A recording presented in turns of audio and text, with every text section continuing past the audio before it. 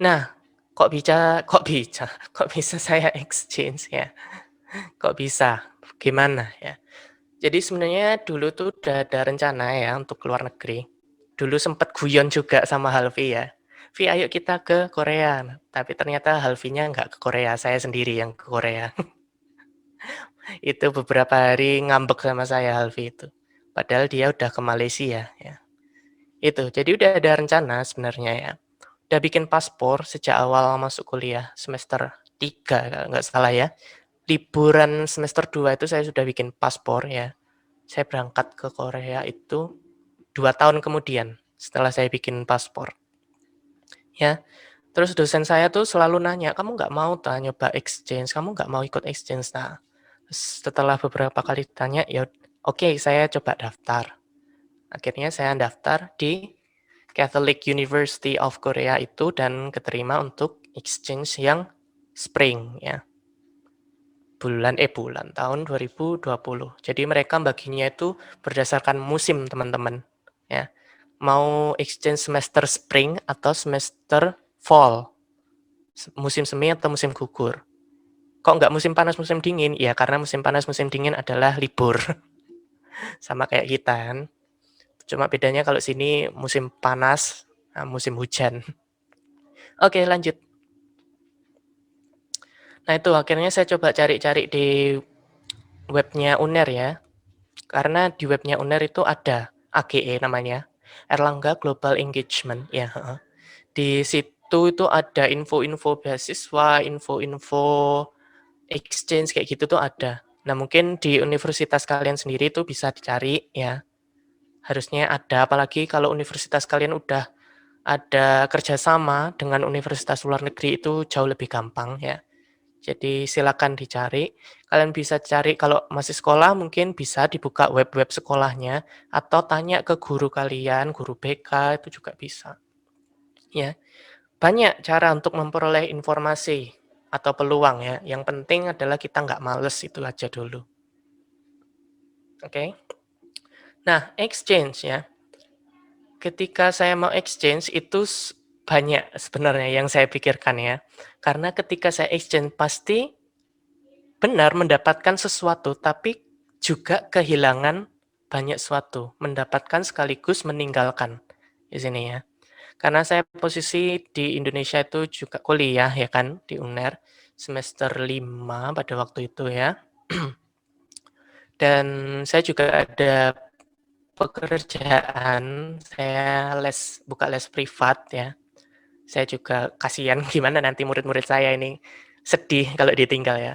Terus akhirnya, ya udahlah nggak apa-apa ya, akhirnya tetap bekerja secara online ya. Jadi meskipun waktu itu belum pandemi ya, belum pandemi, saya udah ngajar online duluan, selangkah lebih maju ya. Bekerja secara online, ngajarnya online, terus cara saya mengejar ketertinggalan perkuliahan ya, belajar mandiri ya. Terus biar sekalian nanti pulang dari Korea saya bawa skripsi, jadi nggak terlalu mikir skripsi ya di sini. For your information ya, saya udah semester 8 ini sedang skripsi juga. Ya jadi saya skripsi penelitian di Korea sana, pulang itu tinggal kayak diolah datanya gitu ya, bikin proposal. Jadi kebalikan ya, saya penelitian dulu, baru bikin proposal, terus bikin analisis kayak gitu ya. Gitu ya. Gimana cara saya mengejar ya? Karena kalau nggak gitu, nanti keteteran sendiri saya kan di sini ya. Soalnya saya di sana exchange 1 semester, otomatis saya kehilangan 1 semester di sini. Kalau saya nggak ngejar, saya lulusnya 4,5 tahun paling cepat ya. 4,5 tahun paling cepat. Jadi akhir tahun ini atau awal tahun depan saya baru bisa lulus. Tapi karena saya melakukan penelitian, saya kejar bisa 4 tahun ini lulus, insya Allah ya. Jadi 3,5 kuliah di UNER, setengah tahun kuliah di CUK. Oke. Terus juga konsultasi dengan dosen itu. Berkali-kali saya tanya ini, gimana ya saya mau exchange tapi saya juga mau skripsi. Saya mau penelitian di sana. Saya nggak mau exchange doang ya. Akhirnya Diskusi sama dosen, "Ya kamu meneliti tentang ini aja, oh kayaknya susah deh, gimana kalau ini," kayak gitu. Jadi konsultasi konsultasi sama dosen, tanya juga, "Ini nanti kira-kira saya kuliahnya mundur atau gimana atau gimana atau gimana?" Jadi, yang dipikirkan tuh banyak teman-teman, oh enggak, ya wis pokoknya aku exchange budal, enggak. Ketika mau exchange tuh, nanti baliknya gimana? Setelah saya kembali saya harus gimana, ya. Ke depannya saya harus gimana? Itu panjang, banyak rencananya itu, planning-nya nggak sekedar saya ngurus daftar ini selesai berangkat, oke, pulang selesai kuliah lagi, enggak, ya. Tapi banyak yang harus dipikirkan, oke. Nah, masalahnya orang-orang itu hanya berfokus pada hasil itu tadi, "Oh, exchange keren gini gini gini," ya. Padahal prosesnya tuh panjang dan melelahkan, ya. Teman saya tuh ada yang exchange di Malaysia 1 semester juga dan dia bilangnya nggak kuat buat lulus semester ini ya, dia mau mundur semester depan ya. Jadi itu loh, planning-nya itu harus apa, sesuai ya. Kalau nggak dipikirkan sejauh itu ya gini jadinya, pusing. Oke, lanjut. Nah ini prosesnya tuh panjang ya. Mau berangkat, jangankan mau berangkat, mau daftar dulu itu aja ada prosesnya ya. Menerus pendaftaran exchange ya. Ini nggak cuma, "Oh saya daftar," "Oke kamu boleh daftar." Tapi kan mereka punya, pendaftarannya itu butuh apa aja, sertifikat TOEFL minimal 550 ya. Itu saya udah ada sih untungnya ya. Kalau belum ada kan persiapan dulu pasti ya. Belajar dulu bahasa Inggrisnya, tes dulu ya. Terus habis itu apa, transkrip akademik dari semester 1 ya. Ini kan juga proses sebenarnya. Berarti ketika kalian kuliah, kalian itu harus sungguh-sungguh ya kan. Harus berusaha mendapatkan nilai yang baik. Karena apa? Nilainya itu digunakan untuk evaluasi exchange, ya, seleksi berkas. Nah, kalau nilainya aja udah nggak mumpuni, gimana kalian mau ikut exchange gitu loh. Nah, itu tadi yang berkaitan dengan kemampuan akademik yang pertama ya, kayak gitu. Apalagi kalau kalian mau yang exchange-nya itu gratis, tis-tis dibayari, bahkan disangoni, dapat uang saku ya. Itu tambah susah banget seleksinya ya. Selain dari seleksi nilai, ada seleksi macam-macam yang lain ya. Jadi prosesnya itu panjang. Sebelum exchange itu udah ada prosesnya malahan ya. Oke, mengurus keberangkatan, ngurusin visa, paspor, dan lain-lain itu juga banyak ya. Terus pas sudah sampai di Korea juga ada lagi yang harus diurus. ARC, Alien Registration Card. Kartu apa ya, itu kartu untuk penduduk asing gitu loh, istilahnya kayak KTP, ya, tapi KTP-nya penduduk asing di Korea. Itu harus wajib ini ngurus kayak gini. Jadi enggak, "Weh, sudah sampai Korea, santai." Enggak, banyak yang masih harus diurus itu. Tidak semudah itu Ferguson ya, banyak yang harus diurus itu. Terus di sana juga harus belajar bahasa Korea ya, karena memang Korea itu kan bukan negara yang pakai bahasa Inggris ya, jadi harus belajar lagi bahasanya. Terus kuliahnya juga itu tadi udah saya ceritakan pakai bahasa Inggris, bahasa Korea, bahasa Cina ya kan. Tuh. Terus di sana juga saya pribadi penelitian ya. Kalau nggak penelitian ya berarti step ini hilang. Ya, nggak semua harus sama kayak gini kok. Kan tergantung kalian goal-nya mau apa, mau gimana, mau ngapain tuh pasti beda-beda. Ya. Terus membangun relasi juga di sana ya. Masa saya di Korea mau diem aja nggak ngapa-ngapain ya. Kan eman, membangun relasi itu penting. Adaptasi sama budayanya itu juga proses ya. Mengurus kepulangan mau pulang aja juga proses lagi ya kan. Karena saat itu udah corona ya di Indonesia, jadi kalau mau pulang tuh harus yang ngurus tes PCR, yang harus apa. Mana saya waktu itu apa ngomong sama dokternya dimarahi juga karena saya lagi capek ya. Kalau capek itu ya kurang tidur, capek itu nggak nyambung diajak ngomong tuh. Lah, udah dokternya ini pakai bahasa Korea, saya nggak nyambung diajak ngomong. Dokternya marah-marah. Ya nggak apa-apa, itu bagian dari pengalaman. Saya pernah dimarahi orang Korea. Oke, lanjut. Nah, apa aja yang didapatkan banyak pengetahuan ya dari perkuliahan itu kan mata kuliahnya beda ya, di sana itu ada saya kemarin belajar, short introduction to history and Korean culture, ya, budaya dan sejarah Korea, terus sama satunya itu global consumer trend, tren konsumen global, ya. Jadi belajar bisnis ya. Loh kok bisa? Bisa. Saya dari jurusan Bahasa dan Sastra Inggris tapi belajarnya bisnis ya. Itu open minded tuh kayak gitu, nggak harus, saya bahasa sastra Inggris, nggak mau belajar yang lain, ya. Itu namanya membatasi diri sendiri, membatasi peluang, ya. Pengalaman hidup, ya, pernah ke Korea, punya teman Korea, ya, pernah main ke Jeju, saya juga pernah, ya, mendaki di gunungnya di Jeju itu juga pernah, ya, pengalaman hidup itu.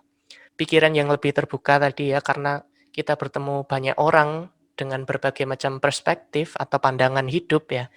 Oh ternyata ada ya orang yang kayak gini. Oh ada ya orang yang mikirnya kayak gini gitu loh. Jadi itu membuat pikiran lebih terbuka. Yang benar itu nggak kita ya. Benernya orang lain itu ada beda lagi ya. Nggak selalu kita itu benar ya, kayak gitu. Oke. Kata benar itu relatif. Kalau di filsafatnya sini tuh pasti gitu, benar itu relatif, nggak ada yang 100% benar. Oke. Ya mungkin saya ngomongnya kejauhan, maaf. Dapat relasi ya. Sekarang saya kalau mau apa-apa ke Korea, udah ada yang dituju, udah ada temennya. Kalau mau mau Nature Republic misalnya ya, mau skincare, mau album, bisa minta tolong teman saya itu. Malah dibeliin saya. Ya itu contoh aja sih ya. Oke, riset yang menarik. Alhamdulillah penelitian saya ini disetujui sama dosen saya dan dosen pembimbing saya itu sangat tertarik sama penelitian saya, bahkan sangat semangat sekali untuk menjadikan artikel dari skripsi saya ini buat masuk ke Scopus, ya jurnal internasional ya, gitu. Dapat kesempatan baru, salah satunya karena setelah saya balik dari Korea ini saya bisa membuka les privat bahasa Korea ya, itu kesempatan baru. Bisa mengisi acara seminar ini, kesempatan baru ya kan. Kalau saya nggak pernah ke Korea, nggak pernah diajak paling ya. Hal vitok pembicara nih. Yang ketujuh, kemampuan bahasa Korea meningkat ya. Iya sekarang kadang saya kalau nonton drama itu nggak ada subtitlenya nggak apa-apa saya. Nggak apa-apa tapi nggak ngerti. Ya secara keseluruhan ngerti tapi nggak ngerti secara spesifiknya lah ya. Terus kemampuan bahasa Inggris juga meningkat ya karena kuliahnya fix pakai bahasa Inggris ya, kita nggak bisa pakai bahasa Indonesia, jadi mau nggak mau ya meningkat jadinya. Oke, lanjutnya. Suka dukanya apa? Sukanya ya segala hal yang didapatkan tadi ya di slide sebelumnya. Dukanya ya tadi juga prosesnya itu melelahkan, ribet, panjang ya. Jadi exchange-ku nggak sekedar kamu berangkat terus kuliah di sana terus pulang, enggak. Itu tapi panjang sekali seperti yang saya jelaskan tadi ya. Terus menyesuaikan diri dengan hal-hal yang jauh berbeda dari pandangan kita, ya. Apalagi kalau teman-teman kita di sana atau budayanya di sana itu tidak sesuai dengan budaya kita atau pandangan kita, kok kayak, "Loh kok orang ini kayak gini sih? Kok dia kayak gitu sih?" Ya itu termasuk duka, kalau tabrakan, susah ya. Makanya kita harus punya kemampuan beradaptasi. Apalagi teman sekamar saya dulu itu orang Cina ya, dan itu agak nyebelin. Astagfirullah saya jadi gibah, nggak jadi cerita wis nek ngono. Lanjut aja. Lanjutnya. Nah, slide terakhir ya ini saya kasih quote dari lagunya Demi Lovato ya. Give your heart a break kalau nggak salah. There's just one life to live and there's no time to wait. Jadi hidup kita itu cuma sekali ya teman-teman. Dan kita tidak ada waktu untuk dihambur-hamburkan. Jadi manfaatkan waktu kita itu sebaik mungkin ya. Daripada kita rebahan nggak jelas, rebahan Twitteran tok, IG-an tok, nggak ngapa-ngapain. Ya mending kita tambah skill. Misalnya belajar bahasa Inggris atau cari info beasiswa kan itu lebih baik, kayak gitu ya, daripada kita nggak ngapa-ngapain. Terus mungkin ada yang tanya, "Loh apakah rebahan itu salah?" Nggak salah sih sebenarnya, rebahan itu bisa jadi produktif. Kalau misal ya, kalian tuh udah bekerja, kuliah, belajar gini capek, terus rebahan, itu produktif. Karena memang otak kita tuh nggak bisa ya dipaksa terus buat belajar terus, kerja terus, baca buku terus, itu nggak bisa. Ada kalanya kita harus kasih waktu otak kita untuk istirahat. "Oh saya tadi udah belajar, udah capek, istirahat dulu, nggak apa-apa," ya. Itu wajib malahan ya. Jadi nggak selalu, rebahan salah, enggak. Kalau rebahan pada waktunya memang kamu selama ini nggak rebahan ya, itu justru produktif ya. Entar kalau kita belajar terus, otak kita overload, stres, umup, meledak ya, malah disfungsi, nggak jadi kerja otak kita ya, malah jadi rusak, kayak gitu. Oke, sepertinya sekian dari saya. Terima kasih, silakan